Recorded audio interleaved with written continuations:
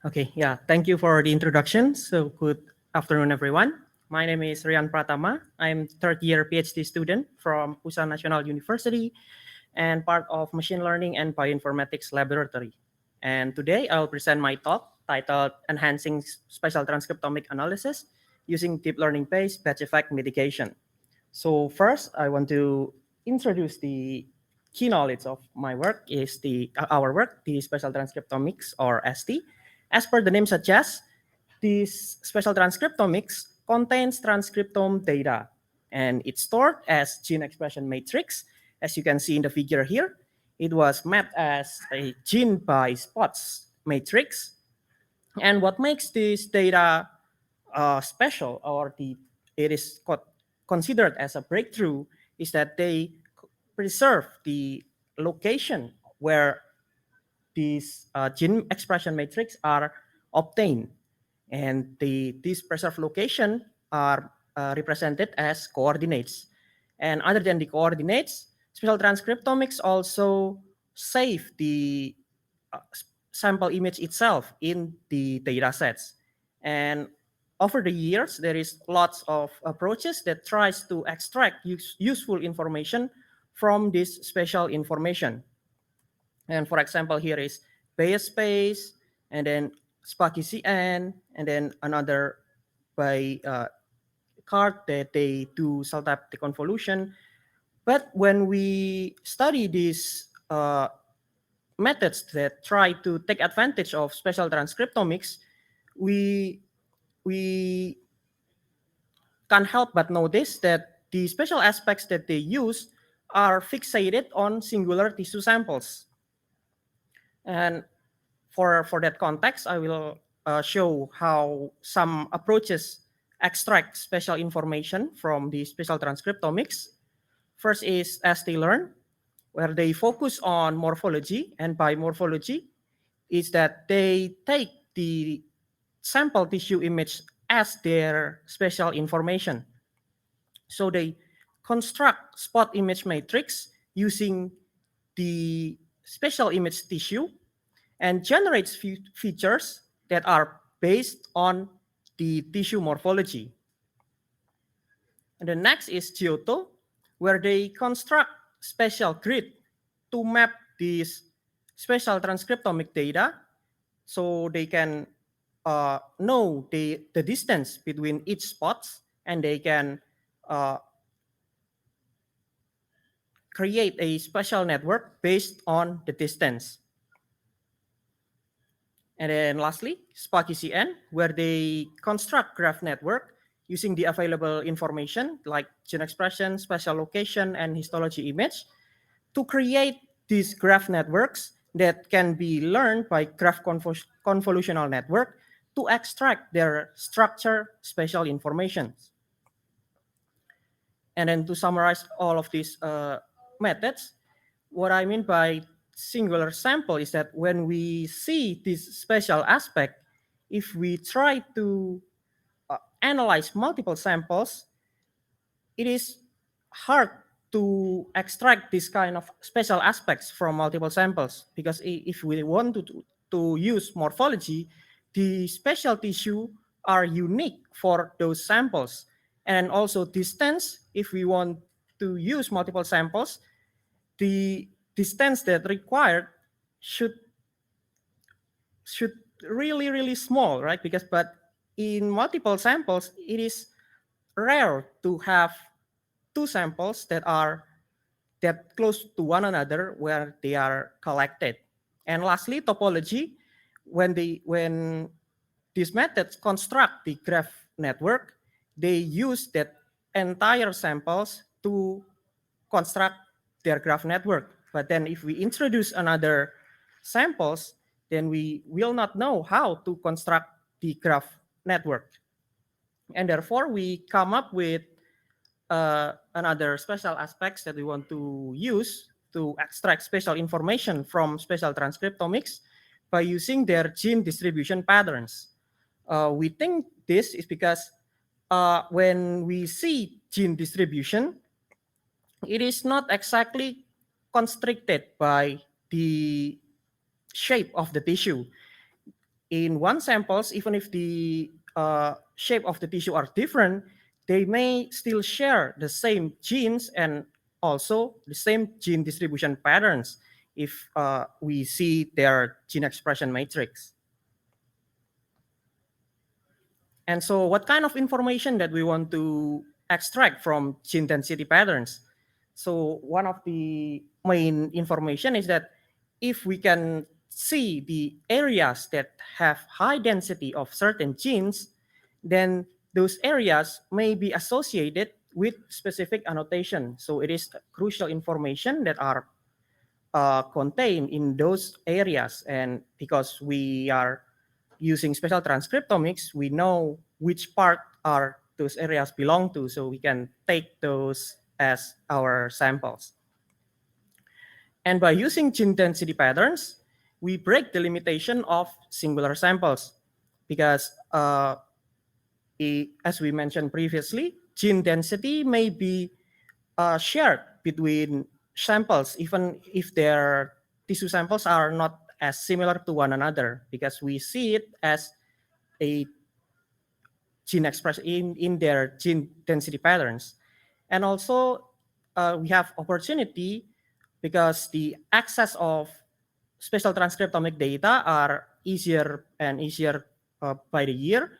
We can get these multiple samples that share similar biological characteristic and to get the shared data insights. And also because the analysis that we use are heavily rely on machine learning, if we have more data, it is always welcome to use the machine learning, right? Because will perform better with more data available.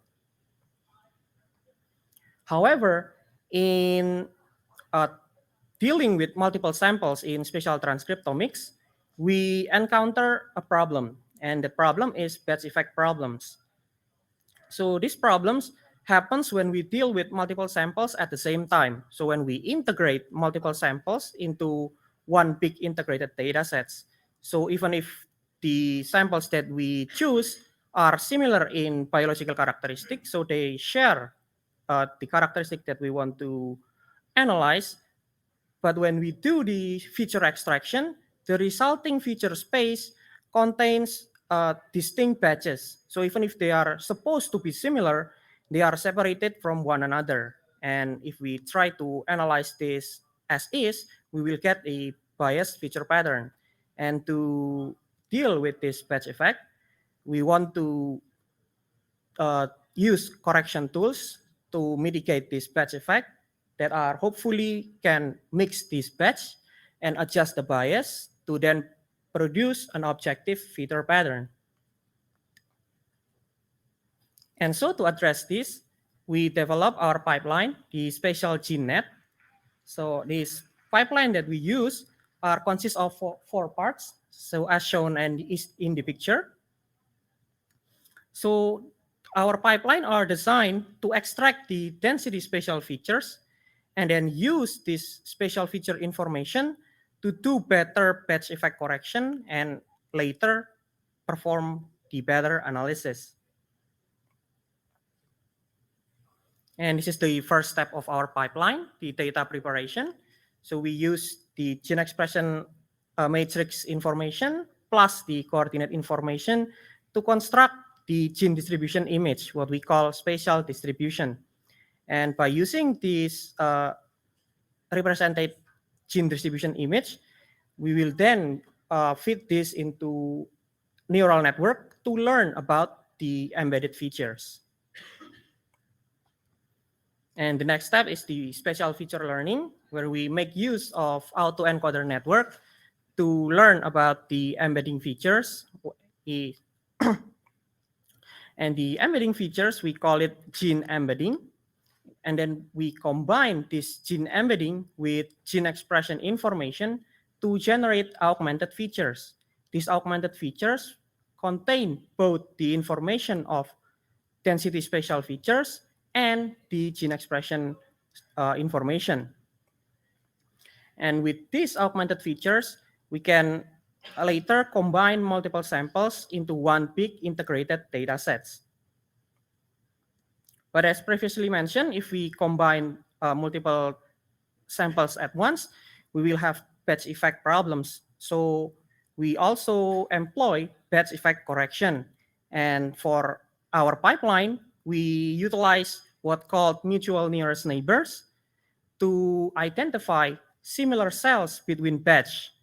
And because our augmented features have the density spatial information, this will help to better distinguish our algorithm to find the mutual nearest neighbors. So it will better do the batch effect correction because of the density spatial information.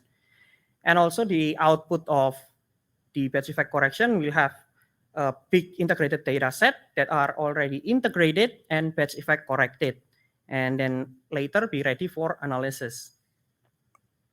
And then to show the impact of our pipeline, we experiment with human dorsolateral prefrontal cortex from 10x Visium. So our focus is on sample 673 for the benchmark. And also we add samples 507 and 672 so that we can enhance the gene distribution spatial features across the multiple samples. And first is to show the impact of batch effect correction. Here we show the UMAP visualization of the integrated data sets. As we show in figure A, that batch are distinct from one another, and this indicates the presence of batch effect. But fortunately, in figure B, we see that layers are already distinctly separated for one another.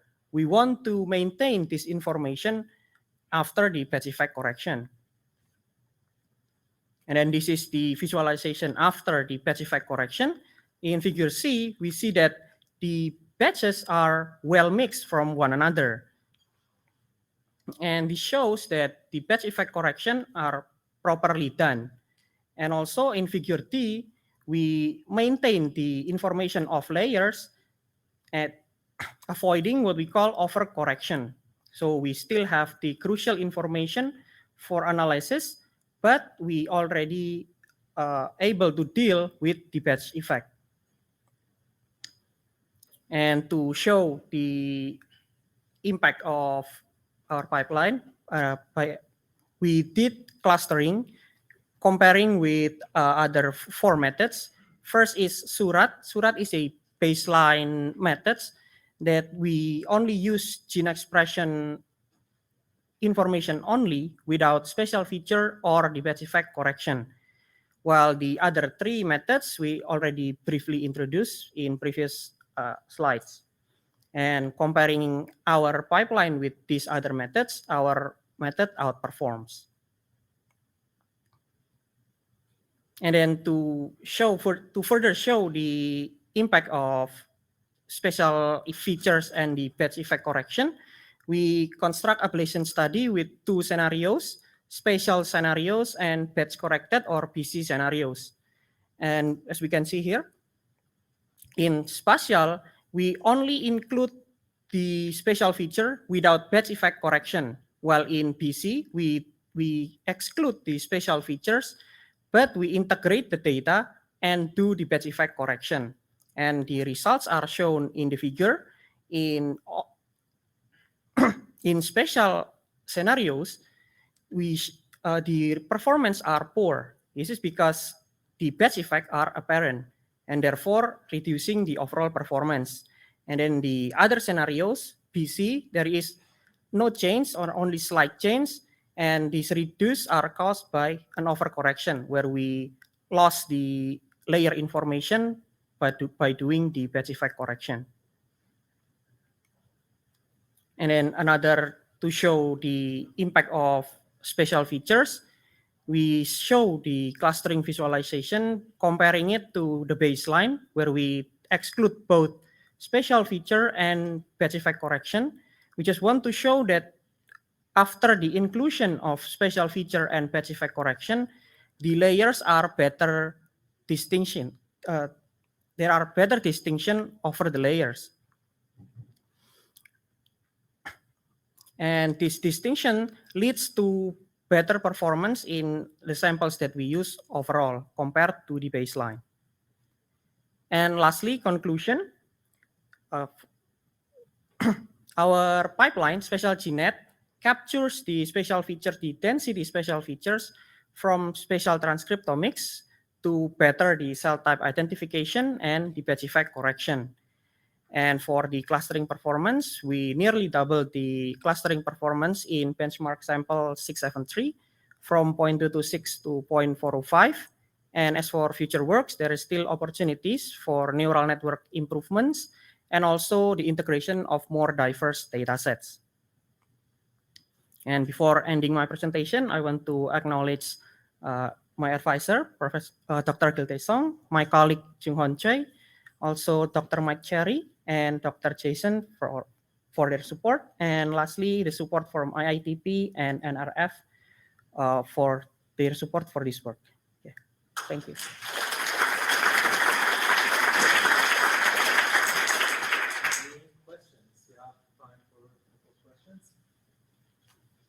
Okay, maybe I get started.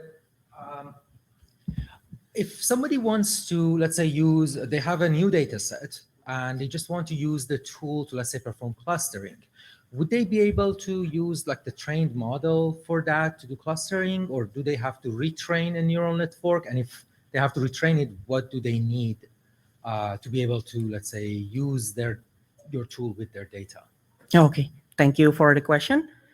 As for the training of neural network, because what we currently implement is the base autoencoder. So the retraining of our pipeline is not as costly as perceived of other deep learning methods, right? So for better performance, we suggest that they retrain the pipeline with their data. So yeah, instead of using as is. Yeah, you're welcome. Hi, nice method. So how do you exactly represent the gene density, like the spatial pattern, when you input that information to the autoencoder? Okay, so for the gene density representation, we use images. So because we have the information of coordinates and also the information of gene expression matrix, we can just map each genes and with their coordinates to generate 2D matrix. And then from that 2D matrix, we convert it into images, and that is what used for the neural network. Okay, thanks. So another question, like when you say that you perform batch effect correction, do you always consider like more than one samples? For better performance in our pipeline, yes, because what we think is because the density spatial features that we are doing is better with multiple features, multiple samples. So instead of only singular samples. Then do you think your method would be comparable with other, alignment methods for spatial samples like PASTE and SD-align, like those are methods that try to align multiple spatial samples?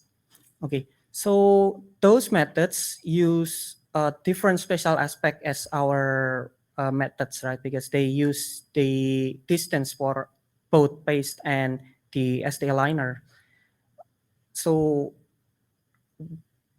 in my thoughts, our pipeline could have also potential to be used in line with their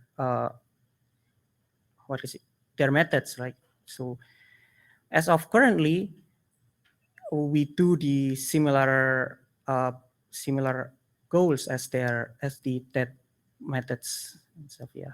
Okay, thank you. Yeah.